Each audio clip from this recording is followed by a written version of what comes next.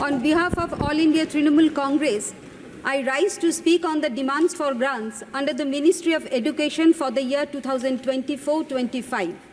I rise today to voice my deep concern about the current state of education system.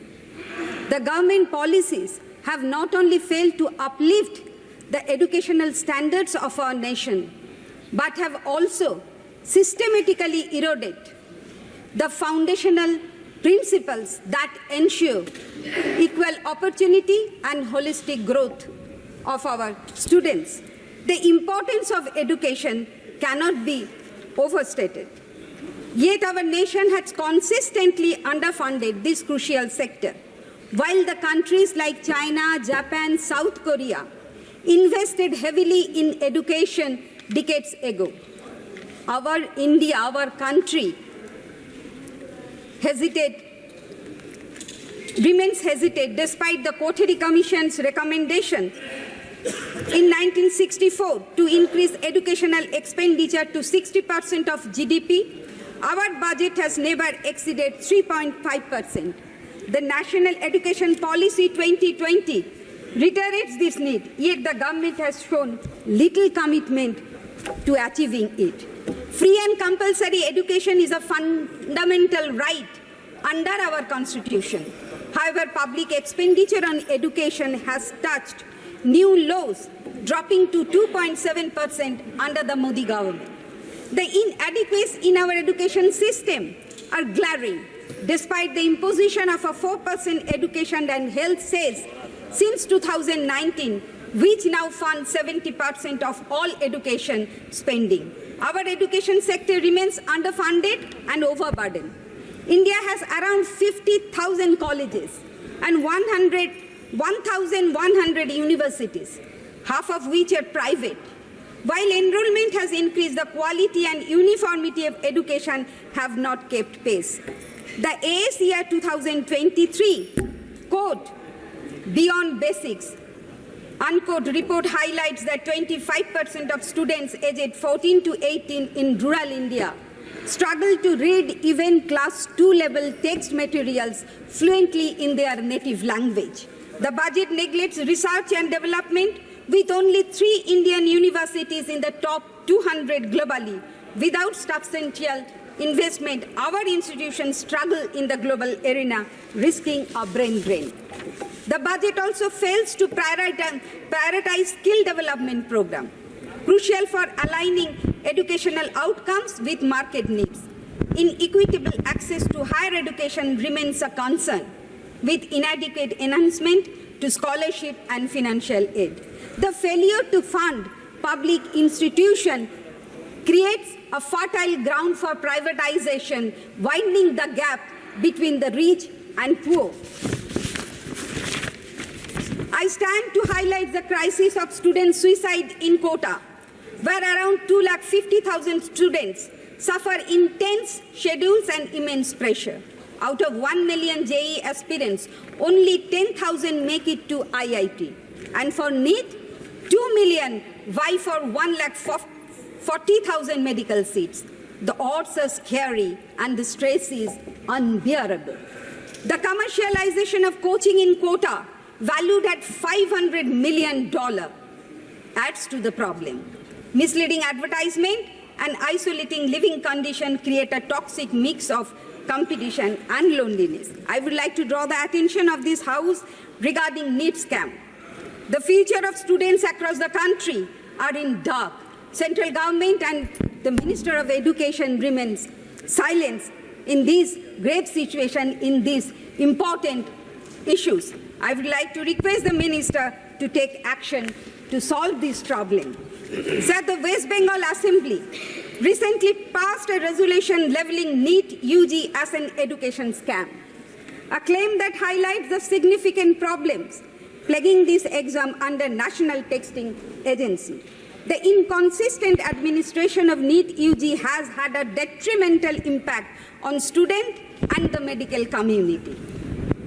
The fluctuating difficulty level to the examination and the arbitrary awarding of grace marks have created an atmosphere of uncertainty and mistrust.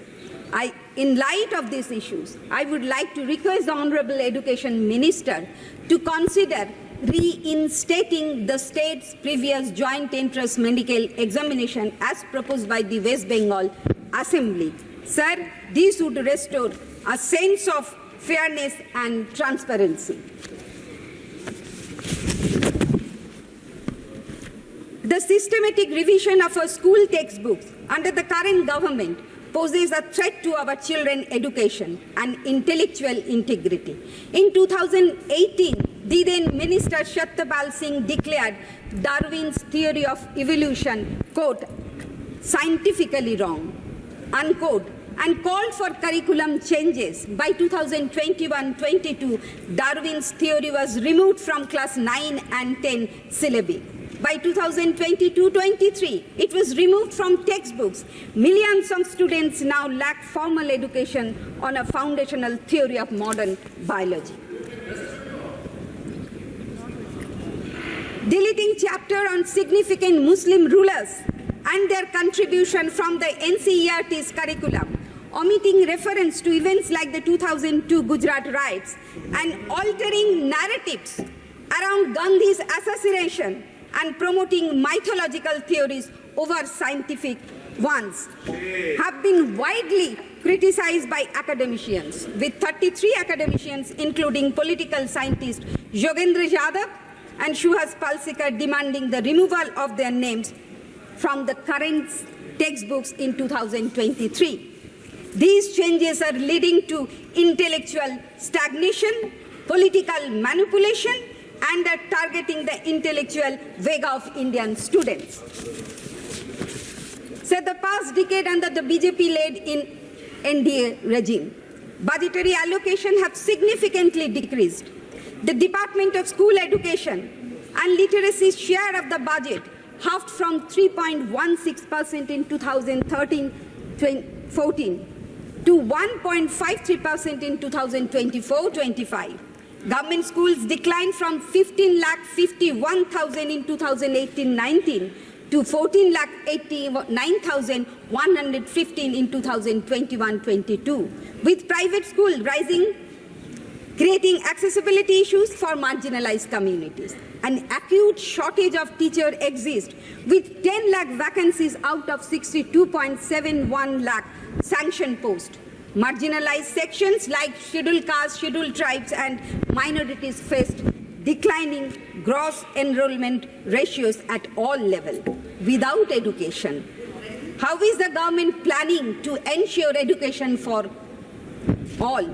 And without special educators, how is the government planning to ensure education for the special students? And sir, I would like to draw the attention of this House regarding Kasturba Gandhi School and Navodaya schools are facing acute teacher shortage problem. Under my parliamentary constituency, there are 2 Kasturba Gandhi schools in Bashanti and Kultoli. The infrastructure are, you cannot imagine the infrastructural condition. So I would like to draw the attention of this government to take action immediately and allot fund for this purpose. And sir, the government recent push for establishing campuses of foreign higher education institutions in India. While the intention behind this initiative may seem noble, but my question to the Honorable Minister, are we building bridges to opportunity or merely constructing a facade of accessibility? According to the cross-border education research team indicating that only a handful of top-tier universities have ventured abroad, will world-class universities like Harvard or Stanford truly find values in our soil? As former Education Minister, HRD Minister, Mr. Kapil Sibal rightly point out, that we cannot expect the institution to flock to India when only 41 institutions in China, of which only NYU Shanghai is of significant global standing, have established campuses. Are we to believe that India will somehow be different?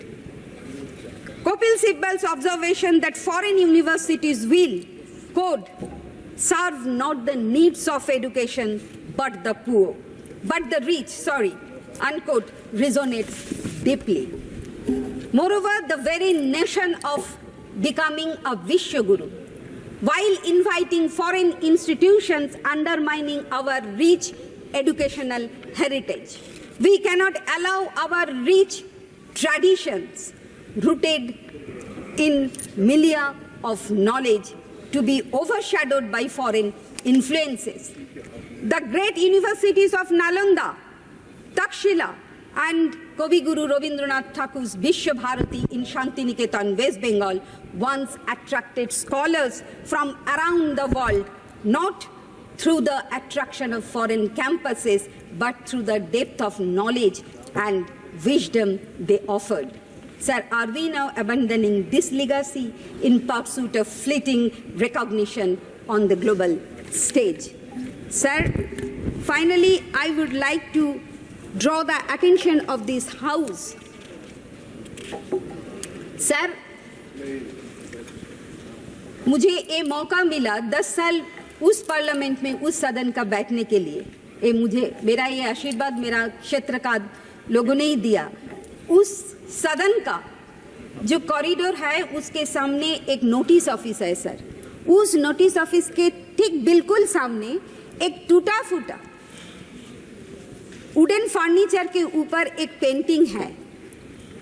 उस painting का चित्रकार है Nandlal Bosu, who was a pioneer of modern Indian art and who became a principal of Kala Bhavan, विश्व भारती शांति निकेतन।